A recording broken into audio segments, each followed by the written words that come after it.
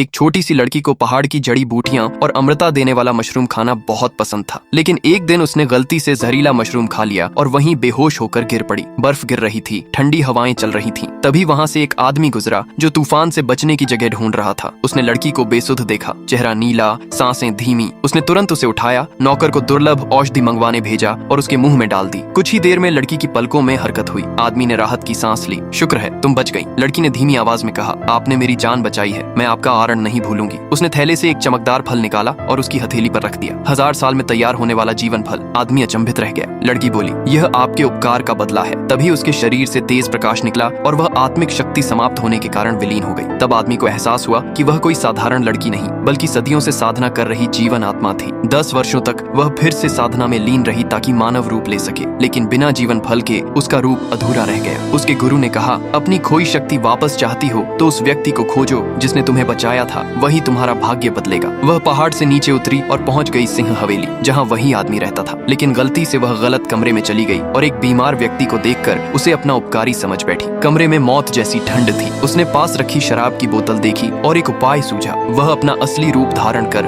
बोतल में समा गई। कुछ ही देर में 1000 साल पुरानी जीवन शराब तैयार हो गई। उसने वह शराब उस बीमार व्यक्ति को पिला दी और खुद बेहोश हो गई। जब आदमी जागा तो उसकी सांसें सामान्य थीं। उसने लड़की को देखकर कहा, तुमने मुझे जीवन दिया, बदले में क्या चाहती हो? लड़की ने कहा, मुझे जीवन फल चाहिए। आदमी ने मुस्कुराकर कहा, वह तो मेरे पिता की निशानी है। तभी लड़की को एहसास हुआ कि उसने गलत व्यक्ति को बचा लिया है। आदमी बोला, पहले खाना खाओ, फिर तुम्हें घर छोड़ दूंगा। लेकिन लड़की ने ठान लिया कि उसे यहीं रहना है। वह हवेली में रहने लगी और कामों में हाथ बटाने लगी। एक दिन वह अस्तबल में पहुंची, जहां तीसरे बेटे विवेक सिंह अपनी दौड़ की घोड़ी काली गुलाब को लेकर परेशान थे। वह लगातार हार रही थी। लड़की ने देखा कि उस पर अशुभ छाया मंडरा रही है और बोली, अगर आप अकेले गए तो अनर्थ होगा, मुझे साथ ले चलिए। विवेक ने सुना कि यही लड़की उसके बड़े भाई की जान बचा चुकी है तो उसे शुभ मानकर साथ ले लिया। रेस के दिन सबको पता चला कि काली गुलाब गर्भवती है। सब हतप्रभ थे, मगर लड़की ने कहा वह जीतेगी। रेस शुरू हुई मगर घोड़ी रुककर खाने लगी। लोग हंस पड़े, पर बाद में पता चला कि मेहरा परिवार ने ट्रैक पर घास बिखेरी थी। झगड़ा बढ़ा मगर सेनापति आर्यन सिंह बोले, मैं काली गुलाब पर भरोसा करता हूँ। रेस फिर शुरू हुई। आधी दौड़ के बाद काली गुलाब अचानक बिजली सी दौड़ी और सबको पीछे छोड़ते हुए जीत गई। सब हैरान थे मगर आर्यन और लड़की जानते थे